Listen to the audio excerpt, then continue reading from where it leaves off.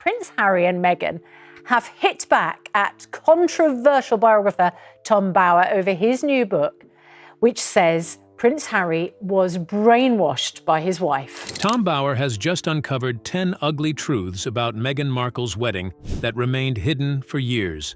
According to Tom, these details reveal why Meghan's marriage to Prince Harry has become one of the most controversial in modern UK royal history. So, what exactly are these unsettling truths, and why is everyone talking about them now? Join us as we uncover the 10 ugly truths about Meghan's wedding. Ugly truth number 1. She hunted a prince. The story of how Meghan Markle haunted Prince Harry really began just after her first marriage fell apart. In 2013, Meghan Markle's relationship with film producer Trevor Engelson came to an end, and according to Tom Bower, that moment didn't just close a chapter, it redirected her focus entirely. What followed next was a steady climb into a different world. Meghan started attending more private events and spending time in social circles that included wealthy and well-connected people. This was a clear shift from focusing only on acting. Her attention moved toward meeting people who had influence, especially those connected to British high society. According to Bower's account, she became more careful about the kind of people she associated with and the places she showed up, building relationships that could take her beyond film and television. But there is another side to the story. At this time, Prince Harry was already a well-known public figure. Much of his life had been in the spotlight for years. The loss of Princess Diana had a lasting effect on him, and it shaped how people saw him. He was often described as someone who struggled with the limits of royal life and did not always follow its expectations. He was also known for his charity work, especially in Africa, where he spent time supporting different humanitarian efforts. By the time Meghan was introduced to him in 2016 at Soho House through a mutual contact, Bower suggests she already understood these details. The meeting itself may have looked like a simple blind date, but the impression she made was immediate. She presented herself as someone who shared his values, someone who cared about the same causes, someone who understood his world without needing explanation. That alignment, according to Bower's account, was not accidental. There is also the record of what she was doing before the relationship became public. Her social media activity at the time showed a clear interest in London and in people connected to British high society. She was already traveling to the city, attending events, and building friendships within those circles. These were not random visits. By the time she met Prince Harry, she was already familiar with that social environment and had connections within it. The meeting did not happen in isolation. From Tom Bower's account, it came after a period where she had already placed herself within circles linked to British high society. She had been dubbed Duchess Difficult again. There had been allegations of bullying. Tyrant in high heels. Beyond how Meghan haunted Prince Harry, there is another ugly truth about their marriage that has left everyone in total shock. Keep watching to find out. Ugly truth number 2.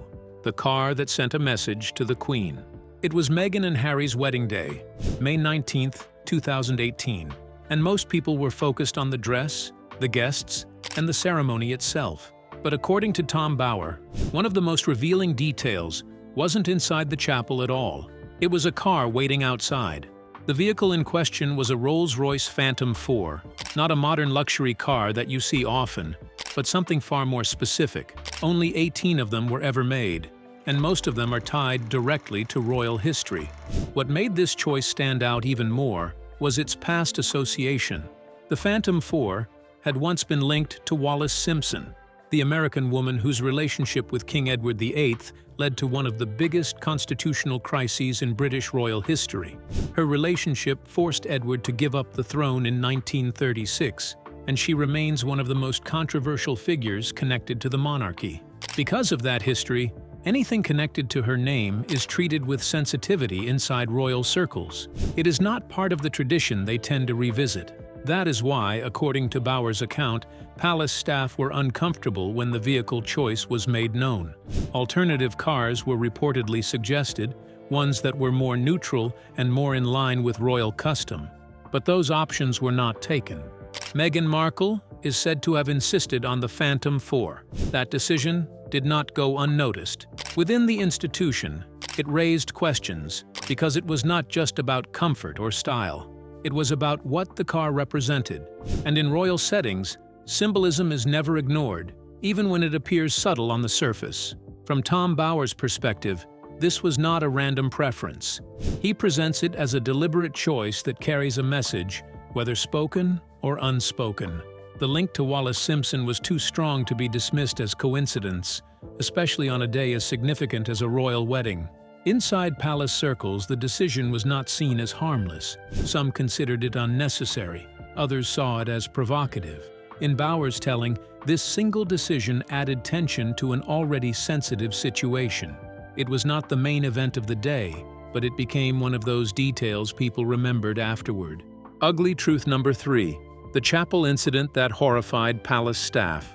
Aside from the car choice outside the ceremony, attention also turned to what happened inside St. George's Chapel during preparations. According to Tom Bower in his book Revenge, this part of the wedding planning also became a point of tension.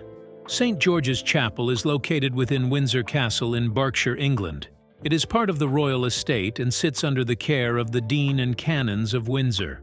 Construction of the chapel began in the late 15th century under King Edward IV and was completed during the reign of King Henry VIII. It is widely known for its Gothic architecture and long association with royal ceremonies, including weddings and funerals of members of the British royal family.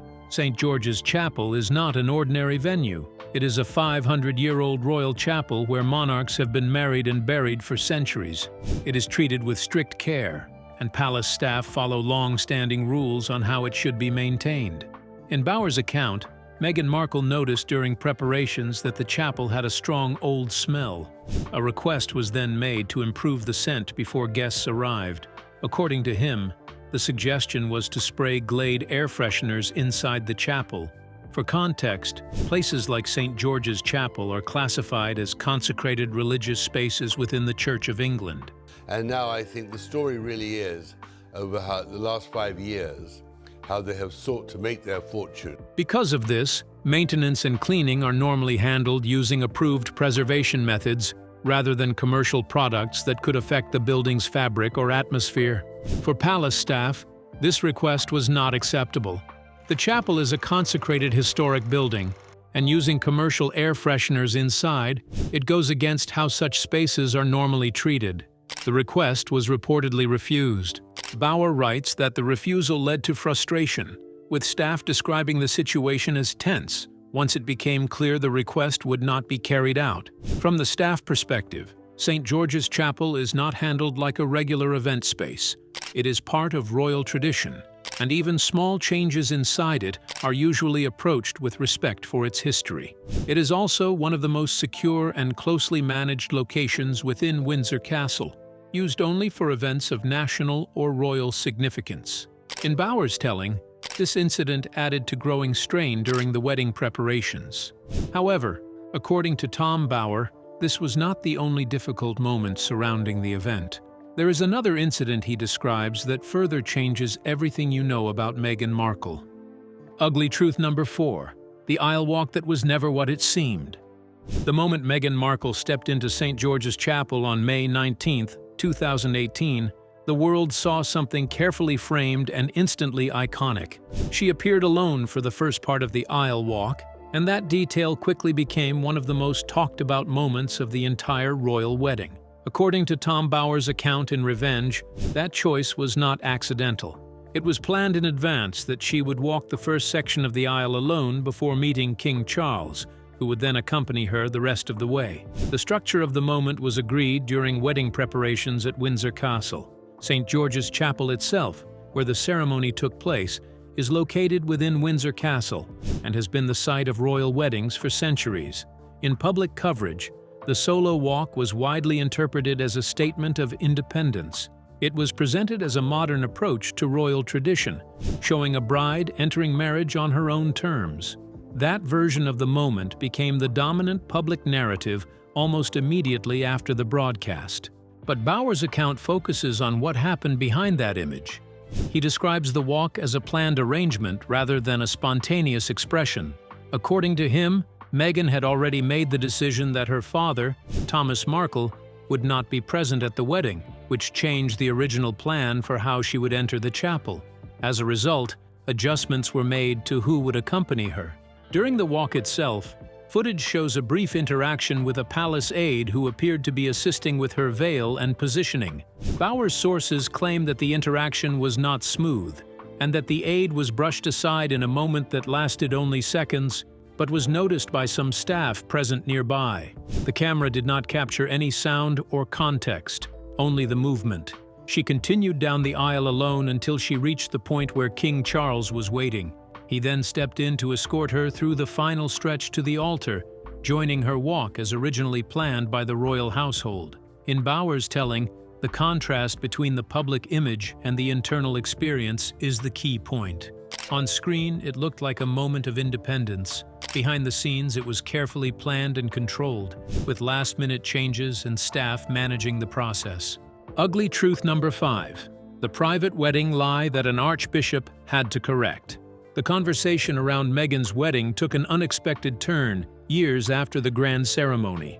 During that conversation with Oprah Winfrey in March 2021, Meghan described a private moment that, in her telling, had taken place 3 days before the public wedding. She said she and Prince Harry had exchanged vows in the garden, away from cameras and formalities, with the Archbishop of Canterbury present. In her version, that quiet exchange carried more emotional weight than the official ceremony that followed.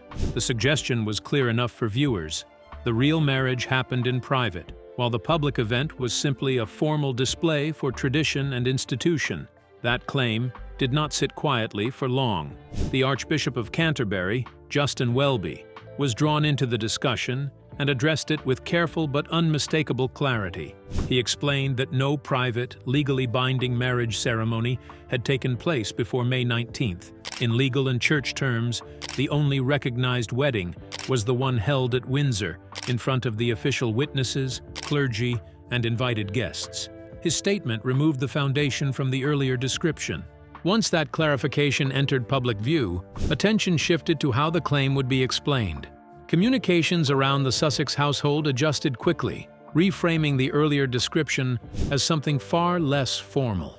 The private moment was no longer a wedding in any legal or religious sense, but instead described as an exchange of personal vows between two people in an informal setting. The distinction mattered because it changed the meaning entirely. Tom Bauer interprets this episode as more than confusion over wording. In his reading, it reflects a deeper narrative instinct, where personal experience and public presentation are carefully shaped to serve a larger story. He suggests that Meghan often presents events in a way that puts her in the middle of a clash between personal truth and royal duty, where what feels private to her is shown as being in conflict with what the institution expects. At the same time, people who were involved in planning the wedding say she was very active in the preparations, paying close attention to things like the schedule and how the ceremony would look. That level of involvement does not fully match the later idea that she was distant from the process or simply carried along by it. Bauer says the gap between these two versions creates a clear tension in how the story is told and how it is later remembered. But the next hidden truth on the list goes even further than this. Ugly truth. Number 6, the Sandringham weekend that revealed everything. The real warning signs, according to Tom Bauer's account, did not appear in royal events only. They had shown up in their relationship back in 2017.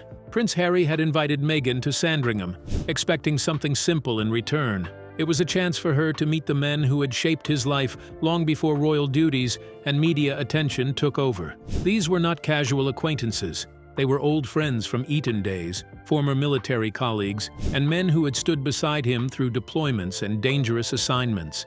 The idea behind the weekend was straightforward: a shooting trip, long conversations, and a chance for Meghan to fit into the circle Harry trusted most without pressure. But according to accounts gathered by Bauer, the atmosphere did not develop that way. Instead of blending into the group, Meghan is said to have taken a more direct approach in conversation. Topics moved quickly into sensitive areas like feminism and transgender rights. What was meant to be light discussion among friends reportedly turned into something closer to a serious questioning of views and attitudes. That shift, as described by those present, changed the mood. People who were used to relaxed humor and easy back and forth suddenly felt as though they were being assessed rather than included. By the time it ended, some of Harry's closest friends reportedly walked away with the uneasy impression that the relationship might not last. What follows is where the episode becomes more significant in Bowers' telling. Those same friends, who had known Harry for years and had no stake in royal politics, shared their concerns with him. They were not speaking as outsiders, but as people who had lived alongside him through major parts of his life. Their message, according to the accounts, was simple and direct. They did not believe Meghan was the right match for him. Harry's response, however, marked a turning point. Instead of bringing those friendships closer into his new world, distance began to grow. Over time, contact with that inner circle faded. Some of those friends were later absent from key royal gatherings, including the post-wedding dinner following the 2018 ceremony at Windsor Castle. From Bowers' perspective, this was not just social change, it was a gradual breaking of long-standing ties that had once grounded Harry's personal world. Ugly truth number 7. Thomas Markle, the father who was managed out of the picture. One of the ugliest parts of Meghan's wedding, according to Tom Bowers' account, was the absence of her father from the ceremony. Thomas Markle not being present at St. George's Chapel in Windsor Castle on May 19, 2018, was not just a family gap on the guest list. It became, in Bowers' telling, a carefully managed situation that shaped the entire public image of the day. At first, the story outside palace walls was framed around confusion and last-minute complications. The idea presented was that a personal family crisis had simply made attendance impossible, but Bowers' account shifts the focus away from chance and places it on decisions made behind closed doors, long before the wedding day arrived. Thomas Markle, a former television lighting director, is described as someone who did not match the polished image being built around the royal wedding. In Bowers' view, it was not only about personal tension between father and daughter. It was also about appearance and how every detail would be received by a global audience watching one of the most high-profile royal events in modern history.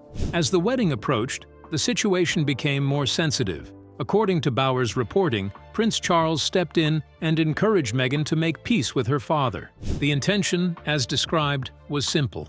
A direct conversation or reconciliation could have eased growing tension and avoided the discomfort surrounding his absence. But that effort did not change the outcome. Instead, the explanation that followed pointed to security concerns as the reason Thomas Markle would not attend.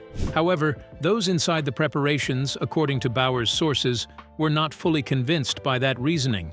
The feeling was that the direction of the decision had already been set, and that the explanation came after the fact rather than before it. Doria Ragland, Meghan's mother, was the only family presence. She arrived in the United Kingdom shortly before the wedding and took her place inside the chapel. Outside of that arrangement, Thomas Markle and the wider Markle family were completely absent from the occasion. Whether Bowers' account is fully accurate or the public explanation about strained family relations is more believable, one thing is clear: something was not right behind the scenes. And that is not even the most surprising part of Meghan's wedding story. The next revelation Bowers uncovered changes the picture completely. Ugly truth number 8, the tiara battle, and the Queen's unforgettable response. One of the most talked about moments around Meghan's wedding, according to Tom Bowers' account, was the so-called tiara dispute. On the surface, it has often been reduced to a simple bridal disagreement, the kind of last-minute tension expected before a major royal ceremony. But Bowers presents it as something far more serious, a quiet clash of authority that reached all the way to Queen Elizabeth herself. Meghan was shown several pieces from the royal collection, each one carrying its own history and strict rules of access. Among them was the emerald Kokoshnik tiara, a striking piece with deep green stones and a long royal background. However, palace officials raised concerns about where it came from and whether it was suitable, pointing to unclear details in its history and sensitive issues around its background. According to Bowers' reporting, Meghan showed a strong preference for that specific tiara. The request did not go through smoothly. Palace protocol, overseen by Queen Elizabeth's dresser Angela Kelly, made it clear that access to certain pieces was tightly controlled and not open to personal choice. This is where the tension began to build, because expectations from both sides did not align. Prince Harry reportedly stepped in during the discussion, standing firmly beside Meghan.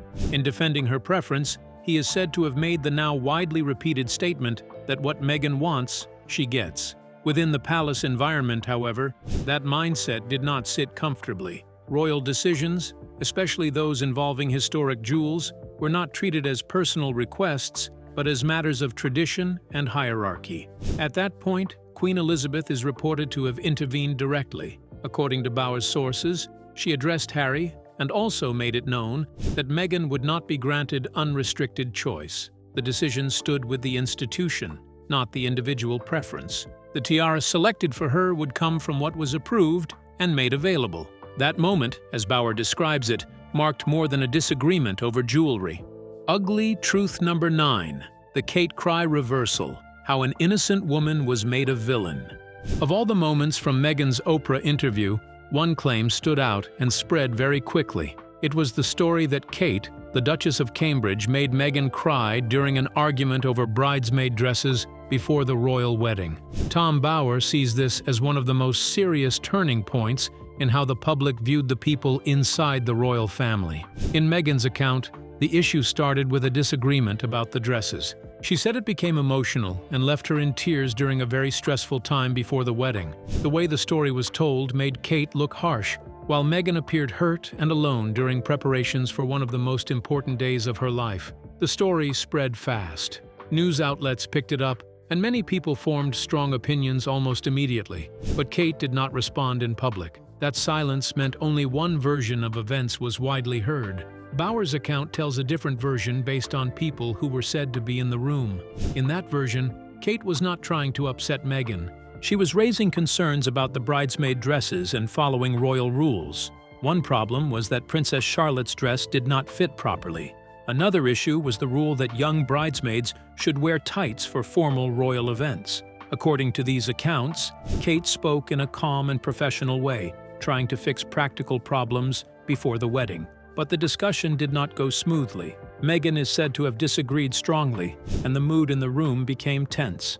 In this version, Kate left the meeting feeling upset, not because she caused a fight, but because of how the conversation went. There was no public explanation at the time, and the matter stayed private. Later, in the Oprah interview, Meghan told her version of the story again, and it reached a huge global audience. Since Kate could not speak publicly to defend herself, the story stayed one-sided in the public eye. For Bauer, the key issue is not just what happened, but how the story was told. He believes Kate could not respond, so only Meghan's version was heard, and that shaped how people saw Kate. But aside from all this, Bauer went on to reveal the final ugly truth about Meghan, and it is the one no one saw coming. Ugly truth. Number 10, the bullying dossier. The document Meghan fears most. The most explosive claim in Tom Bauer's account of Meghan's wedding story is what he calls the bullying dossier. In 2021, a formal investigation was launched by the palace into claims of bullying behavior. The inquiry looked into complaints from staff who worked closely with Meghan during her time as a senior royal. According to Bauer's sources, the material collected during this process was serious and deeply troubling. Some staff reportedly described feeling overwhelmed, with a few said to have been reduced to tears during their time in service. Other accounts mentioned constant pressure in day-to-day communication. Messages sent early in the morning, sometimes around 5 a.m., were described as demanding and difficult to respond to. Staff members, according to these reports, felt they were being spoken to in a way that left little space for normal professional discussion. Over time, this created fear and exhaustion in the workplace environment. The official investigation was later not made public in full. The palace stated that the matter would remain private to protect those involved. However, Bauer suggests that this decision had another layer to it. He argues that the material was not simply set aside, but carefully stored within the palace. According to his reporting, the palace kept a detailed internal record. It includes emails, timelines, and other documents from 2018 to 2020. Bauer describes this as a kind of counter-dossier, kept inside the palace and not made public. In his view, it acts like quiet pressure in the background of everything Harry and Meghan do. He says the important part is not just the claims themselves, but what the record could mean over time. It could challenge Meghan's public image if it ever became public. Her image is based on kindness, mental health awareness, and empathy. Because of that, the bullying claims, in his view, go deeper than normal reputation issues. Bauer also links this to a bigger tension between the Sussexes and the palace. He describes it as a silent standoff, where both sides know the information exists but do not openly act on it. Because of this, every interview or public statement feels more sensitive, since there is always something in the background that has not been revealed. Do you believe these 10 revelations Tom Bauer has made about Meghan Markle's wedding? Share your thoughts in the comments below. Don't forget to like and subscribe to our channel. Also, click on the next video on your screen. You won't want to miss it.